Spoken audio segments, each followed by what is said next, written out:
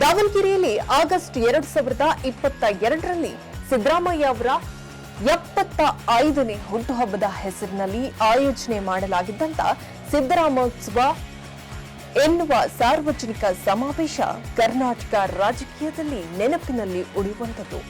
ಈ ಸಮಾವೇಶ ಸಿದ್ದರಾಮಯ್ಯ ಅವರನ್ನ ಮುಖ್ಯಮಂತ್ರಿಯನ್ನಾಗಿ ಮಾಡುವ ನಿಟ್ಟಿನಲ್ಲಿ ಭದ್ರ ತಳಪಾಯವನ್ನ ಹಾಕಿಕೊಟ್ಟಿತ್ತು. ಇದೇ ರೀತಿ ಸಮಾವೇಶವನ್ನ ಆಯೋಜನೆ ಮಾಡಲು ಸಿದ್ದರಾಮಯ್ಯ ಅವರ ಆಪ್ತ ಸಚಿವರು ಮುಖಂಡರು ಅಹಿಂದ ಒಕ್ಕೂಟಕ್ಕೆ ಸಜ್ಜಾಗಿ ಪೂರ್ವ ತಯಾರಿಯನ್ನ ಮಾಡಿಕೊಂಡಿದ್ರು.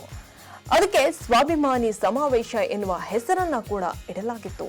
ಸಿದ್ದರಾಮಯ್ಯ ಅವರಿಗೂ ಈ ಸಮಾವೇಶದ ಮೂಲಕ ಪಕ್ಷದ ಒಳಗಿನ ಮತ್ತು ಹೊರಗಿನವರಿಗೆ ಸಂದೇಶವನ್ನ ಸಾರುವ ಯೋಜನೆಯಾಗಿತ್ತು. ಅದಕ್ಕೆ ಕಾರಣ ಮೋಡ ಹೆಸರಿನಲ್ಲಿ ಪ್ರಾಸಿಕ್ಯೂಷನ್ ಎದುರಿಸಿದ್ದು, ಅವರ ಪತ್ನಿ ಮತ್ತು ಬಾಮೈದನ ವಿಚಾರಣೆ ಎದುರಿಸಿದ್ದು, ವಾಲ್ಮೀಕಿ ನಿಗಮ ಮುಂತಾದ ಹಗರಣದಲ್ಲಿ ಪ್ರತ್ಯಕ್ಷ ಮತ್ತು ಪರೋಕ್ಷವಾಗಿ ಅವರ ಹೆಸರು ಕೇಳಿಬಂದಿದ್ದು. ಆದರೆ ಸಿದ್ದರಾಮಯ್ಯ ಮತ್ತು ಡಿಕೆ ಶಿವಕುಮಾರ್ ಅವರು ದೆಹಲಿಯಲ್ಲಿ ಇದ್ದ ಸಮಯದಲ್ಲೇ ಸ್ವಾಭಿಮಾನಿ ಸಮಾವೇಶದ ವಿರುದ್ಧ ಒಂದೇ ಒಂದು ಅನಾಮಧೇಯ ಪತ್ರ ಎಐಸಿಸಿ ವರಿಷ್ಠರ ಅಂಗಳಕ್ಕೆ ಯಾವಾಗ ಬಂತೋ ಕಾರ್ಯಕ್ರಮದ ರೂಪುರೇಷ್ಮೆಗಳೇ ಬದಲಾಗಿ ಹೋಯಿತು.